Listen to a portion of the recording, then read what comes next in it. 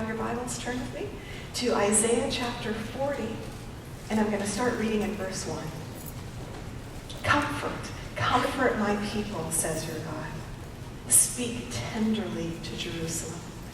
Proclaim to her that her hard service has been completed. Listen to the compassion in these words. Speak tenderly to Jerusalem and proclaim to her that her hard service has been completed, that her sin has been paid for. Her sin has been paid for, that she has received from the Lord's hand double for all her sins. And then our theme verse, a voice of one calling, in the wilderness, prepare the way for the Lord. Make straight in the desert a highway for our God, for every valley shall be raised up, and every mountain and hill made low. The rough ground shall become level, the rugged places a plain, and the glory of the Lord will be revealed, and all the people will see it together, for the mouth of the Lord has spoken. Isaiah, the book of Isaiah, contains more prophecies about the Messiah, the coming of the Christ, than any other book in the scriptures. The first half of Isaiah is very local and temporal. It addresses current conditions, and it offers prophecies that were going to be fulfilled in the people's day. The second half of Isaiah is more global, and it's more futuristic. And it's that second half that we begin here in Isaiah chapter 40. We read that one was calling, the voice of one calling. In the wilderness, make the way for the Lord. In the wilderness. Other translations say in the desert places. In the places of pain. In the hard places. In the difficult places. There was a call that sounded to make a way for the Lord. To make straight in the desert a highway for our God.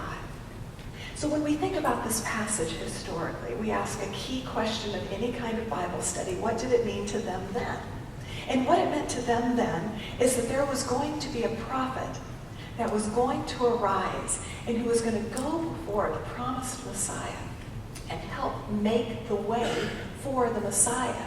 That's what it meant generally. Specifically, people thought that Elijah was actually going to come, that Elijah was going to return in the time of the Messiah, and that he would, in his appearance, sound that the Messiah was going to come soon.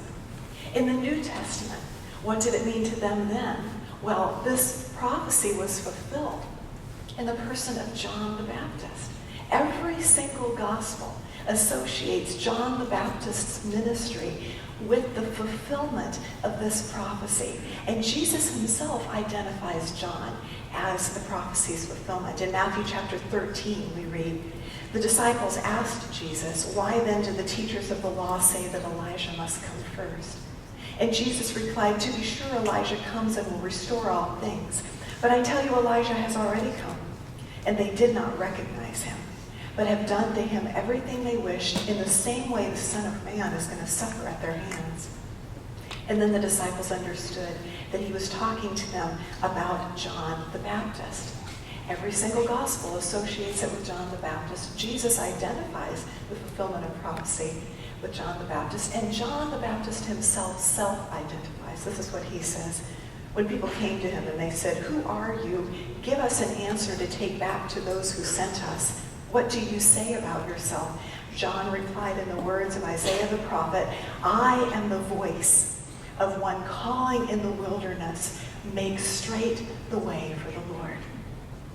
He said he was the voice that also could be translated sound, the noise. He said he was the sound, he was the noise of the one calling, also could be translated shouting, proclaiming, announcing, summoning. He was the noise in the desert. He was the sound in the wilderness. And his assignment was to shout, to issue a summons. Prepare the way for the Lord. Prepare the way for Jesus. this calling that rested upon John the Baptist, I believe rests upon you as a generation. Unlike any other generation in history, I believe that the mantle of John the Baptist rests upon you, individually and corporately. That God has called you as a community to be the sound, to be the noise in the desert, in the wilderness. That the hand of God is upon you, that the mantle of John the Baptist has been stretched out over you to summon, to shout, to announce. Prepare the way for the Lord. In the wastelands, in the places of people's pain, in the last place people are looking for miracles.